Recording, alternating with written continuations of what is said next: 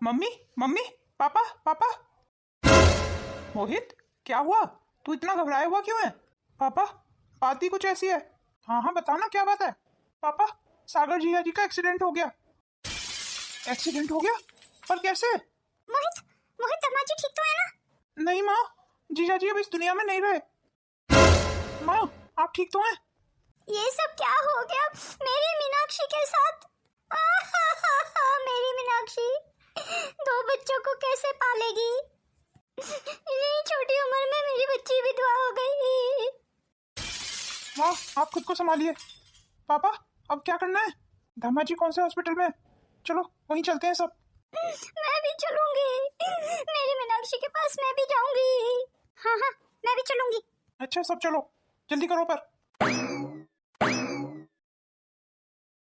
आज इसके आदमी को मरे हुए पूरे 15 दिन हो गए। मजाल है जो इन 15 दिनों में इसके आंख से आंसू भी निकला हो। ढोंग तो ऐसे कर रही है जैसे सबसे ज्यादा दुख इसी को है अपने पति के मरने का।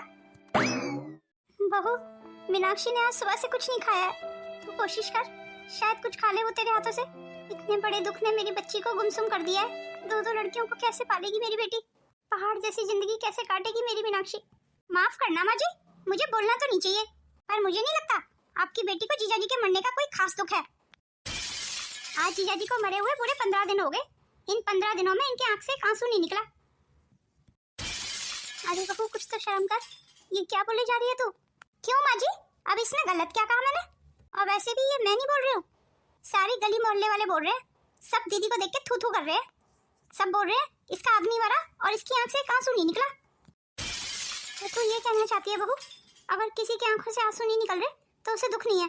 दीदी को देख के तो कुछ ऐसा ही लग रहा है। अरे बहू, जिसका जाता है ना और जिस पे बीतती है उसी को पता चलता है। भगवान ना करे ये दुख कभी भी किसी को देखना पड़े। जा तू मीनाक्षी के लिए खाने की प्लेट लगा ला। मैं उसे 1 आध रोटी खिलाने की कोशिश करती हूँ, क्योंकि अगर ये खाएगी नहीं तो ये तो मर लेगी। परेशानी तो इसी बात की है ना कि मरी तो नहीं रही ना ये। बस मेरे पति की तो मती मारी गई थी ना, अपनी बहन को यहाँ उठा लाया। पता नहीं अब कितने दिन यहाँ रहेगी। मुझे तो नहीं लगता भी ये यहाँ से जाएगी। मीनाक्षी बेटा, अब तो कुछ खा ले। पिछले 15 दिनों से तूने कुछ नहीं खाया है। तू तो मेरी बहुत हिम्मत वाली बेटी है। तुझे हिम्मत रखनी होगी मीनाक्षी, खुद को संभालना होगा। अम्मा, मैं अपने आप को कैसे संभालूं? ये सब मेरे साथ क्या हो गया माँ? भगवान सारी परीक्षा मेरी क्यों लिए जा रहा है? मैंने भगवान का क्या बिगाड़ा है माँ, जो एक के बाद एक मुसीबतें मेरे को दिए जा रहा है? भगवान जो भी करता है ना, बिना किसी कारण के नहीं करता। इसमें भी कुछ कारण होगा। तो हिम्मत रखा, तो हिम्मत रखेगी तभी तो अपनी सास को भी हिम्मत दे पाएगी। तू ही सोच, तेरा पति गया है तो उनका भी तो बेटा गया है। एक माँ का जवान बेटा उसके आगे चला जाए तो उस माँ पे क्या बीतती है ये तो वो माँ ही जानती है। इतनी परेशानी के बाद भी अपनी दोनों पोतियों को संभाले बैठी है वो। चल उठ जा मीनाक्षी, जा अपनी सास को देख ले एक बार जाके। उनकी भी बहुत बुरी हालत है मीनाक्षी। अपनी सास को और बच्चों को तुझे ही संभालना होगा मीनाक्षी। चल उठ जा, चल मैं इतने तेरे लिए खाना ले आती हूँ। मेरी आंखों के सामने उन्होंने दम तोड़ दिया और मैं कुछ भी ना कर सकी। वो दर्द से छटपटा रहे थे, खून से लथपथ थे। मैं सबसे मदद मांग रही थी कि उन्हें कोई जल्दी हॉस्पिटल पहुंचा दे, पर सब वीडियो बनाते रहे, किसी ने मेरी मदद नहीं की। अगर उन्हें समय पे हॉस्पिटल पहुंचा दिया जाता तो शायद वो बच जाते। कैसी बेरहम दुनिया है ये, मरते हुए इंसान की भी कोई मदद नहीं करता। हे भगवान, मेरी दोनों बेटियां बिना बाप के हो गई। मीनाक्षी दीदी, मीनाक्षी दीदी। जी भाभी कहिए। दीदी, आपको थोड़ी बहुत शर्म लिहाज बची है या नहीं? आप ऐसा क्यों कह रही हैं भाभी? मैंने क्या कर दिया? मैंने आपको सुबह कुछ कपड़े दिए थे हाथ से धोने के लिए। मैंने आपको कहा था ना वॉशिंग मशीन खराब हो गई है, तो आपने अभी तक वो कपड़े धोए नहीं। वो ऐसे के ऐसे पड़े हुए हैं बाथरूम में। अब कब तक अपने मरे हुए पति का शोक मनाती रहोगी दीदी? और जब इतना ही प्यार था अपने पति से तो उन्हें छोड़ के क्यों आ गई थी? क्यों इधर उधर भागी फिर रही थी? अब जीजा जी इस दुनिया में नहीं है तो आप ढोंग करके दिखा रही हैं कि सबसे ज्यादा दुख आपको ही है। सच बताओ ना, जीजा जी की मौत की जिम्मेदार आप हैं। आप नहीं भाभी, मैं उनकी मौत की जिम्मेदार नहीं हूँ। मैंने कुछ नहीं किया भाभी। मैंने तो उन्हें बहुत बचाने की कोशिश की, सबसे मदद मांगी, पर मेरी किसी ने मदद नहीं की। अरे रहने दो दीदी, मुझे पता है आपने कितनी मदद की होगी जीजा जी की। और इस दुनिया में कौन आदमी शराब नहीं पीता है? अधिकतर आदमी शराब पीते हैं। तो इसका मतलब ये थोड़ी है कि अपने आदमी को छोड़ के मायके में पड़े रहो। बहुत शौक था ना आपको मायके में आने का। देख लो, भगवान ने आपको हमेशा के लिए मायके में ही बिठा दिया ना। अब रहो यहाँ पे और हमारे सिरों पे तांडव करो। अब उठ जाइए दीदी, जाइए और किचन में खाना बनाइए और जो कपड़े पड़े हुए हैं बाथरूम में उन्हें धो दीजिए जाके। और हाँ, यूं मुंह लटकाने से और पूरे दिन शोक मनाने से जिया जी वापस नहीं आएंगे और ऐसे घर के गुजारे भी नहीं चलते हैं। जाके कुछ काम धंधे की तलाश कीजिए, क्योंकि अगर आप यहाँ रहोगी ना तो आपको कमाना तो पड़ेगा दीदी। आप ये मत सोचना कि आपका बैठे बैठे गुजारा हो जाएगा। मीनाक्षी, मीनाक्षी, देख तेरे चाचा तुझसे मिलने आए हैं। कैसी है मेरी बच्ची? चाचा जी, मैं लुट गई चाचा जी, मैं बर्बाद हो गई। नहीं नहीं बेटा, ऐसे नहीं बोलते। अभी हम सब जिंदा है बेटा। हमारे सबके होते हुए भला तू कैसे बर्बाद हो सकती है? चल अब रोना बंद कर। तू तो हमेशा से मेरी लाडली और बहादुर बेटी है। कोई बहादुर फादुर नहीं है ये तो हमेशा सबसे सहारा मांगने वाली है। इसे तो बस सब सहारा देते रहो। रामकिशोर, तू इससे बात करके बाहर आ जाना। मैं तेरा बाहर ही ड्राइंग रूम में इंतजार कर रहा हूँ। जी ठीक है भैया, मैं अभी आता हूँ। मीनाक्षी बेटा, पैसे पैसे हैं तेरे पास? कोई जरूरत है तो बता दे। नहीं नहीं चाचा जी, पैसों की जरूरत नहीं है। फिर भी मीनाक्षी, ये कुछ पैसे हैं, ये तू अपने पास रख ले, तेरी जरूरत में काम आएंगे। नहीं नहीं चाचा, मुझे नहीं चाहिए पैसे, आप अपने पास रखिए। नहीं बेटा, रख ले।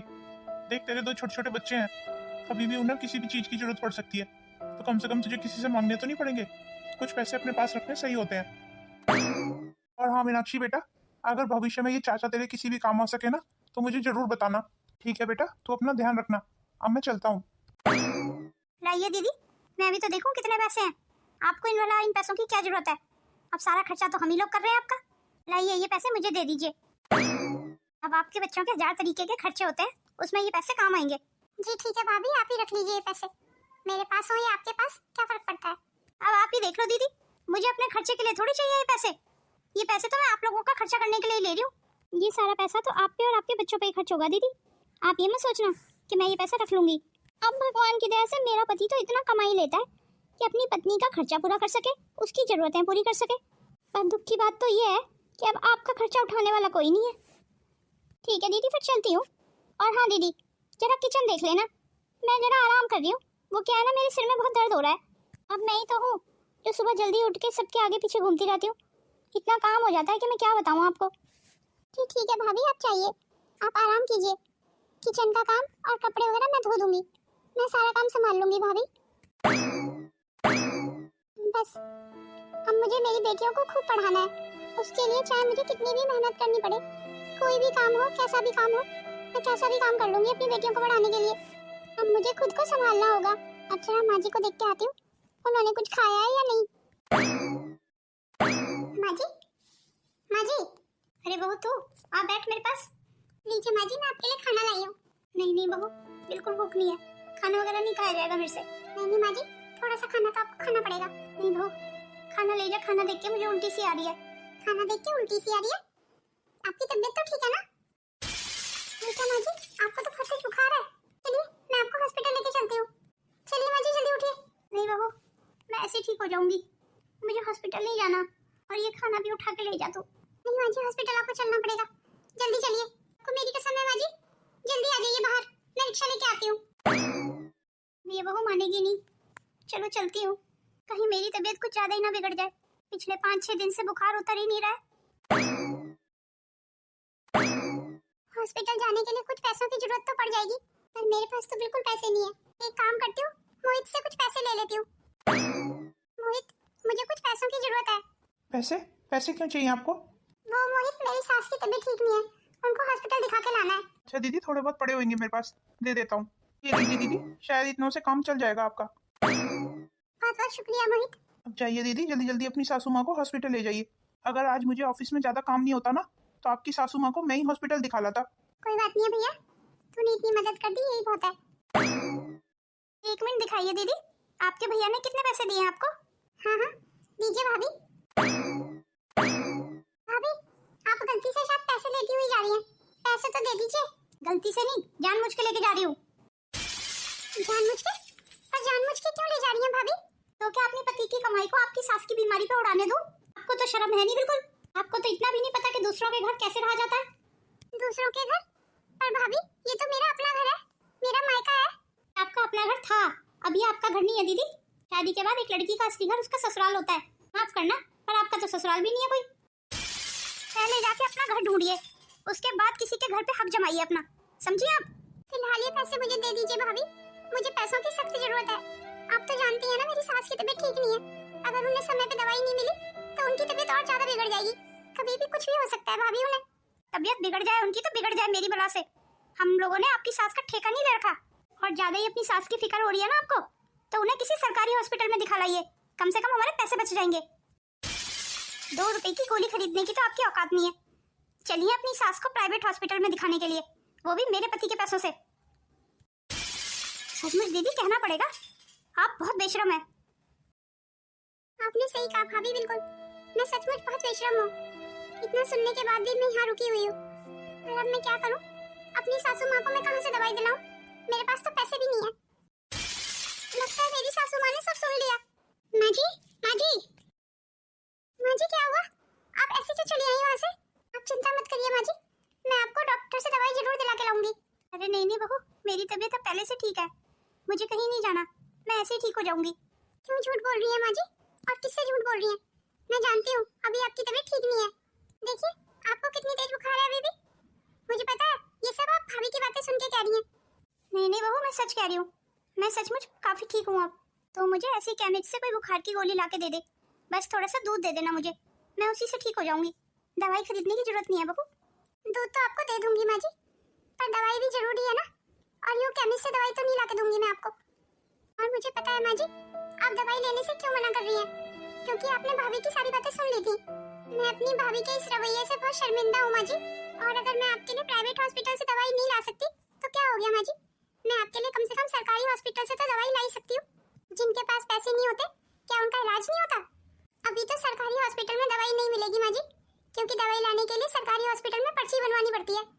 तो कल सुबह मैं जाके पर्ची बनवा लूंगी, फिर मैं आपको दवाई दिलवा लाऊंगी। फिर आप दवाई खाते ही ना माँ जी यूँ ठीक हो जाएंगी। मेरी तो सारी दुनिया आप पे सिमटी हुई है माँ जी, आप ही तो सब कुछ है अब मेरे लिए, इसलिए मैं अपनी माँ को ऐसे बीमार होते हुए कैसे देख सकती हूँ? तेरे इस प्यार की वजह से ही अभी तक जिंदा हूँ बहू, वरना मेरे लिए तो जिंदा रहने की कोई वजह ही नहीं बची बहू। माँ जी अब आप ऐसी बात मत कीजिए, नहीं तो मैं रो पड़ूंगी। चलिए मैं अब आपके लिए दूध ले आती हूँ, और आज मैं किसी काम की तलाश में भी जाऊंगी माँ जी। भगवान ने चाहा तो हो सकता है कोई काम मिल जाए मुझे। यूँ अपनी छोटी मोटी जरूरतें पूरी करने के लिए सबके आगे हाथ फैलाना मुझे बिल्कुल अच्छा नहीं लगता माँ जी, और मैं ये भी नहीं चाहती माँ जी कि मेरे अपनों को पैसों की वजह से कुछ सुनना पड़े। बहू तेरा काम लग गया तो तू तो काम पे चली जाया करेगी, मैं तेरे बिना कैसे रहूंगी? मेरा तो यहाँ बिल्कुल मन नहीं लगेगा। पर माँ जी काम पे जाना भी तो जरूरी है ना, अपनी दोनों बेटियों को पढ़ाना भी तो है ना। आप देखना माँ जी मैं सब ठीक कर दूंगी, अपनी दोनों बेटियों को खूब पढ़ाऊंगी लिखाऊंगी, और आपको भी आपके अपने घर में बिठाऊंगी माँ जी, ताकि मेरी माँ को कभी किसी की सुननी ना पड़े, और अपनी दोनों बेटियों को बहुत अच्छा इंसान बनाऊंगी माँ जी। इसलिए माँ जी आप बिल्कुल फिक्र मत कीजिए, सब ठीक हो जाएगा। चलिए अब आप आराम कीजिए, मैं आपके लिए दूध ले आती हूँ। भगवान तेरी जैसी बहू सबको दे और तेरी सारी इच्छाएं पूरी करे। आंचल बहू तू कहीं जा रही है? क्यों माँ जी आप ये क्यों पूछ रही हैं? आपको मुझसे क्या काम है? नहीं बहू कोई ज्यादा काम तो नहीं है, मैं बस ये बोल रही थी जब तू लौट के आएगी तो आटा खरीद लाना, घर में आटा खत्म हो रहा है। ये क्या कह रही है माँ जी, अब आटा इतनी जल्दी खत्म हो गया? अभी 10 दिन पहले ही तो आटा आया था, आटा इतनी जल्दी कैसे खत्म हो गया माँ जी? अरे बहू 2-3 लोग और खाने वाले बढ़ गए हैं ना, इसीलिए आटा खत्म हो गया। अरे माँ जी अगर आटा इतनी जल्दी खत्म होता रहा तो हमारे तो सारे पैसे आटा खरीदने में ही खत्म हो जाएंगे। आपको पता है माँ जी उस दिन जब मैं आटे की थैली ला रही थी ना, तो दुकान वाला भी बोल रहा था मेरे से कि आपके तो घर आटे का खर्चा ज्यादा बढ़ गया है लगता है, इतना आटा कौन खाता है? और आपको पता है दीदी की सास 4-4 5-5 रोटियां खाती है। बहू धीरे बोल, भगवान के लिए चुप हो जा, कहीं मीनाक्षी ना सुन ले। तो क्या मीनाक्षी की सास की रोटियां गिनती है कि वो कितनी रोटियां खाती है? जितनी इंसान को भूख होगी उतना तो इंसान रोटी खाएगा ही ना। वही तो मैं कह रही हूँ ना माँ जी, अगर इतनी भूख लगती है तो खुद कमाएं और खुद खाएं, खुद अपने पैसों से आटा खरीद रहे हैं। आप मेरे को क्यों बोल रही हैं? अपनी बेटी को जाके बोलिए, अपनी बेटी को बोलिए यूं बैठने से गुजारा नहीं चलेगा, अरे बाहर जाए कुछ काम धंधा ढूंढे अपने लिए। और आप क्यों बोलने लगी? आपकी बेटी है ना वो, आपका तो बस मुझ पे ही बस चलता है। मैं तो जब भी बाहर निकलती हूँ ना आप मुझे कुछ ना कुछ लाने के लिए बोल देती है। और वैसे माँ जी किसने कहा था कि जीजाजी के मरने के बाद आप अपनी बेटी को यहाँ उठा लाएं? मैंने तो आप लोगों को तब भी समझाया था कि उन्हें उनके हाल पे छोड़ दो, पर नहीं मेरी सुनता कौन है? उस समय तो आप लोगों को बड़ा प्रेम उमड़ रहा था, अब भुगतो। हे भगवान अब तो इस घर में हमारी रोटियां भी गिनी जा रही हैं कि हम कितनी रोटियां खाते हैं। ये दिन दिखाने से पहले भगवान उठा लेता मुझे। ये कैसे दिन दिखा रहे हो भगवान? क्या मायका ऐसा होता है? क्या एक बेटी परेशानी में कुछ दिन भी अपने मायके नहीं रह सकती? नहीं नहीं अब ऐसे गुजारा नहीं चलेगा, अब मेरा नौकरी करना बहुत जरूरी है। अब तो मुझे कैसा भी काम मिलेगा ना, कोई भी काम मिलेगा मैं कैसा भी काम कर लूंगी, इसके लिए डेविड के घर भी काम करना पड़े ना तो मुझे वो भी मंजूर है। बस अब मुझे जल्दी से जल्दी अपने बच्चों को और अपनी सास को लेके यहाँ से जाना होगा। मायके में बस मेरे इतने ही दिन थे, यहाँ अब मेरा गुजारा नहीं है। मामी, मामी आप मुझे स्कूल से क्यों ले आई? मेरा हाथ छोड़िए मामी, मुझे बहुत दुख रहा है। अरे बहू क्या कर रही है तू? मुन्नी को स्कूल से क्यों ले आई? आज के बाद मुन्नी स्कूल नहीं जाएगी। मुन्नी स्कूल नहीं जाएगी? पर क्यों? इसके स्कूल की फीस कौन भरेगा? आपको पता है कितनी फीस जाती है स्कूलों की आजकल? अरे बहू मोहित भर देगा ना फीस, मोहित ने ही तो एडमिशन कराया था इसका। अब माँ जी आपको सोचना चाहिए, आपका बेटा भला क्या क्या कर लेगा। अकेला कमाने वाला है वो इस घर में और 10 लोग खाने वाले हैं, अब इसकी फीस भी वही भरेंगे। वैसे भी माँ जी इस काली का रोटी को पढ़ा लिखा के करना क्या है? करना तो इसे चूड़ा चौका ही है। ये तो क्या कह रही है बहू? तुझे मुन्नी को ऐसे स्कूल से नहीं लाना चाहिए था। अगर मीनाक्षी को पता चला ना तो वो बहुत गुस्सा हो जाएगी। तुझे पता नहीं है वो अपनी बेटियों को कितना प्यार करती है, वो उनके लिए कुछ भी कर सकती है। वो जो भी कर सकती है ना अपने घर जाके करे, ये मेरा घर है और वो गुस्सा हो जाए तो 100 बार गुस्सा हो जाए, मुझे कोई फर्क नहीं पड़ता। यहाँ पे जैसे मैं चाहूंगी ना वैसे रहूंगी और उनको भी उसी हिसाब से रहना पड़ेगा। और अब मैं ये चाहती हूँ कि उनकी बेटी नहीं पढ़ेगी क्योंकि हम कोई फीस नहीं देंगे उनकी बेटी की। इन लोगों का खाने पीने का रहने का खर्चा क्या कम है जब उनके बच्चों की पढ़ाई की जिम्मेदारी भी हम ले लें। आपकी बेटी को इतना ही गुस्सा आ रहा है ना तो उनको बोल दे गुस्सा होकर चली जाए यहाँ से। पर भला वो क्यों जाने लगी यहाँ से? रहने को खाने को सब फ्री में जो मिल रहा है, अब हम इतना कुछ उनके लिए कर रहे हैं, इससे ज्यादा की उम्मीद वो हमसे ना रखें। और उन्हें अपने बच्चों को ज्यादा पढ़ाने का शौक है ना तो पहले खुद कमाए और अपने दम पे अपने बच्चों को पढ़ाए। और यहाँ रह के तो नहीं होगा ये बिल्कुल। ठीक है भाभी, अगर आप ऐसा चाहती हैं तो यही सही। मैं अपनी सास को और अपने दोनों बच्चों को आज की आज ही यहाँ से ले जाऊंगी। और भाभी मैं आपकी बहुत आभारी हूँ, आपने इतने दिनों तक हम लोगों को खाने पीने को रहने को दिया, हमारा इतने बुरे वक्त में साथ दिया। तो क्या बहू तुझे नौकरी मिल गई? जी माँ जी मुझे नौकरी मिल गई। चलिए माँ जी हम आज के आज ही ये घर छोड़ देंगे, मैं अपनी भाभी पे अब और ज्यादा बोझ नहीं बन सकती। ठीक है बहू मैं बच्चों को ले आती हूँ, मेरे और अपने कपड़े भी पैक कर लेती हूँ। ये आज आपने बिल्कुल सही फैसला किया दीदी। मीनाक्षी आंचल की बातों को दिल पे लेके घर छोड़ने की जरूरत नहीं है, तू तो आंचल की आदत को अच्छे से जानती है ना, फिर ऐसा फैसला क्यों? भाभी की बातें सुन के इतना तो पता चल गया माँ मुझे कि अगर हम यहाँ रहेंगे ना तो वो मेरी बेटियों को पढ़ने नहीं देंगी। और आप तो जानती है ना माँ, मुझे हर हालत में अपनी बेटियों को पढ़ाना है। मैं खूब मेहनत करूंगी माँ, और आप देखना माँ भगवान ने चाहा तो मेरी बेटियां खूब पढ़ लिख जाएंगी एक दिन। भगवान करे जैसा तू चाहती है ऐसा ही हो। हाँ माँ मैं इतने दिन यहाँ पे रही, मुझसे या मेरे परिवार से कोई गलती हो गई हो तो उसके लिए माफ कर देना। मीनाक्षी को आज चाह के भी नहीं रोक पा रही हूँ। अच्छा ये एक तरीके से कि मीनाक्षी यहाँ से जा रही है, कम से कम ये रोज के झगड़े तो खत्म होंगे घर के। अब आंचल को तो मैं बोल नहीं सकती कि आंचल इस घर को छोड़ के चली जाए, आखिर आंचल इस घर की बहू है। इससे अच्छा यही है कि मीनाक्षी चली जाए, मीनाक्षी जहाँ भी रहे खुश रहे। यूं घरों में बर्तन साफ करके और झाड़ू पोछा करके तो मैं अपनी बेटियों को नहीं पढ़ा सकती, इस काम से तो सिर्फ घर का खर्चा ही चल जाता है। बच्चों को अगर पढ़ाना है तो मुझे और कुछ करना होगा। तो क्या मुझे मिस्टर डेविड की बात मान लेनी चाहिए? ठीक है मैं मिस्टर डेविड की ये बात मान लेती हूँ, कम से कम अपनी बेटियों के लिए मैं कुछ कर तो पाऊंगी। शायद मेरे इस कदम से मेरी बेटियां खूब पढ़ लिख जाए और अपने पैरों पे खड़ी हो जाएं, ताकि उन्हें वो दिन ना देखने पड़े जो आज तक मैंने देखे हैं। तो फिर ठीक है मैं मिस्टर डेविड की बात मान लेती हूँ। अब माँ हूँ ना, इतना तो मुझे अपनी बेटियों के लिए करना ही पड़ेगा। मेरी ननद के पास इतना पैसा आ कहाँ से रहा है? ऐसा क्या कर रही है वो आजकल जो उसने अपने पैसों से घर भी खरीद लिया? कुछ तो गलत कर रही है ये, किसी को बताती ही नहीं है।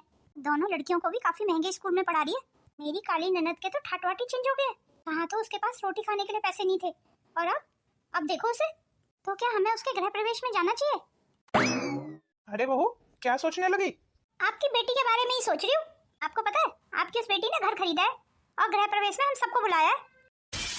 मुझे तो आपकी इस बेटी के चाल ढाल पहले भी ठीक नहीं लगते थे, पता नहीं आपकी बेटी ऐसा क्या करती फिर रही है। ये कुछ सालों में मैडम ने घर भी खरीद लिया। आपको पता है लोग कितनी बातें बना रहे हैं, गली मोहल्ले वाले तो यहाँ तक कहते हैं कि दीदी वैश्या बन गई है वैश्या। बहू ये तो क्या कह रही है? लगा ना बुरा, ऐसे जब गली मोहल्ले वाले मुझे बोलते हैं ना तो आप समझिए मुझे कितना बुरा लगता होगा।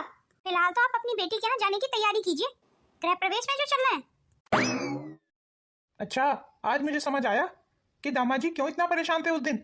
इसका मतलब खोट मेरी बेटी में ही है। पता नहीं कहाँ अपना मुंह काला करती फिर रही है, इसने तो हमें कहीं मुंह दिखाने लायक नहीं छोड़ा। पता नहीं गली मोहल्ले वालों का मैं कैसे सामना करूंगा, लोग क्या कहेंगे? अब मुझे देख के लोग हंसेंगे, 10 बातें बनाएंगे। कुछ भी हो जाऊंगा तो जरूर एक बार इसके घर और 10 बातें सुना के आऊंगा इसे और अपने सारे रिश्ते खत्म करके आऊंगा इससे।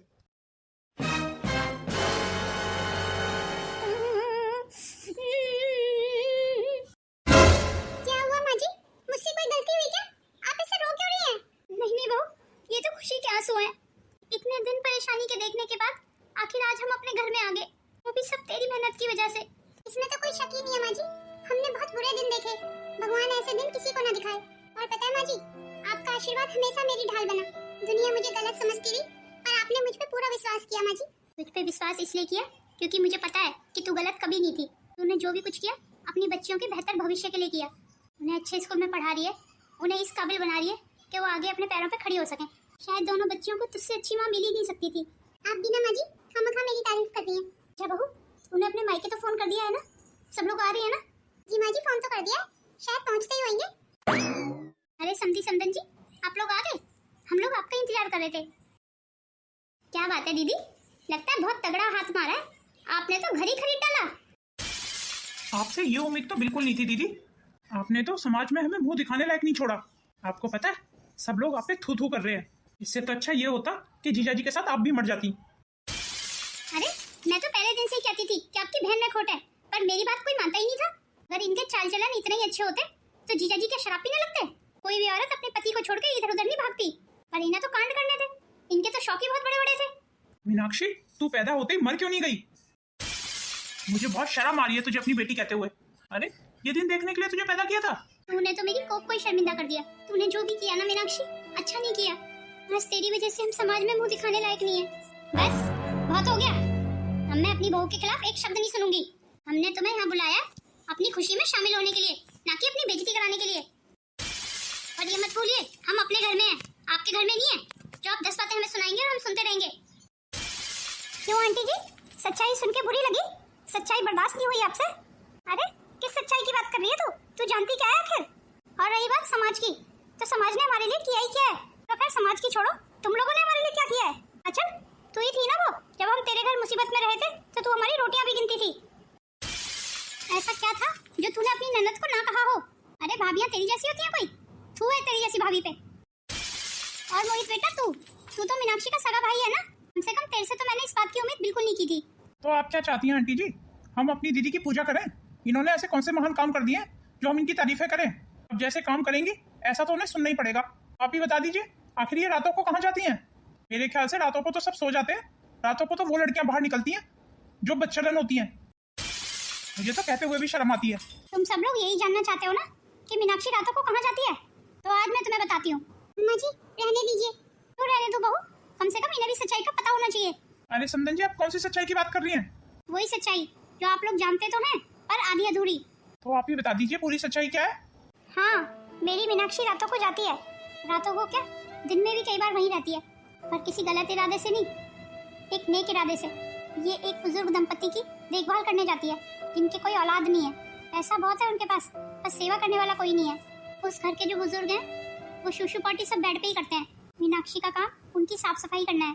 जैसे एक माँ छोटे बच्चे की साफ सफाई रखती है, बिल्कुल ठीक उसी तरह से वो दोनों बुजुर्ग दंपति भी मीनाक्षी को अपनी बेटी ही मानते हैं, क्योंकि उनके पास पैसे की कोई कमी नहीं है। मीनाक्षी की सेवा भाव से खुश होकर उन्होंने ही ये घर हमें गिफ्ट किया है। लोगों ने तो सिर्फ वही देखा जो वो देखना चाहते थे, पर आप लोग तो मीनाक्षी के अपने थे ना। आप लोगों ने भी उसके चरित्र पे शक किया। पर हम कैसे मान लें कि आप सच बोल रही हो? मानना है तो मानो, नहीं मानना तो बिल्कुल मत मानो। पर जो मैंने तुम्हें बताया है वही सच है। मेरी मीनाक्षी के चरित्र पे उंगली उठाने का किसी को हक नहीं है। छी, मम्मा आप इतने गंदे काम करती हो। मुझे पता होता ना कि आप लोगों की पोटियां साफ करती हो, सूसू के कपड़े धोती हो, तो मैं आपको हाथ भी नहीं लगाती। मुझे आपसे घिन आती है मम्मा। मम्मी रुक जा बेटा। मुझे जिस बात का डर था वही हुआ। मेरी मुन्नी मुझसे नफरत कर रही है। अब मैं क्या करूं अजी? तू चिंता मत कर बहू, मुन्नी भी समझ जाएगी। और अगर नहीं समझी तो? और नहीं समझी तो मुन्नी को उसके हाल पे छोड़ देना। बहुत कर लिया तूने सबके लिए, अब अपने लिए जी। कोई जरूरत नहीं है तुझे किसी को सफाई देने की। तूने जो भी कुछ किया अपनी दोनों बच्चियों के लिए किया। हम सिर्फ उन्हें समझा सकते हैं, समझना या ना समझना उनकी अपनी ही मर्जी है। तो बिल्कुल परेशान मत हो बहू, सब ठीक हो जाएगा। कैसे परेशान ना हूँ माँ जी? अगर मेरी बेटी ही मुझसे नफरत करने लगी तो ये सब किस काम का? उम्मीद है आप लोगों को आपके सारे सवालों के जवाब मिल गए होंगे आज। अब आप लोग यहाँ आए तो खाना वगैरह खा के जाइए। मुझे माफ कर दीजिए दीदी, मैंने आपके बारे में इतना गलत बोला। मैं तो तुझसे माफी मांगने के लायक भी नहीं हूँ। अरे ये कौन से बुजुर्ग दंपत्ति हैं जो इतने पैसे वाले हैं? ऐसे लोग दीदी को कहाँ से मिल गए? मुझे भी तो मिल सकते थे। अगर मैं भी उनकी ऐसी सेवा कर देती तो मुझे भी घर मिल जाता। पर कोई बात नहीं है, मैं उनका पता लगा लूंगी। अब दीदी की वहाँ से छुट्टी करा के मैं सेवा किया करूंगी उनकी। मैं इतनी सेवा करूंगी उनकी कि वो सारी प्रॉपर्टी अपनी मेरे नाम लिख देंगे।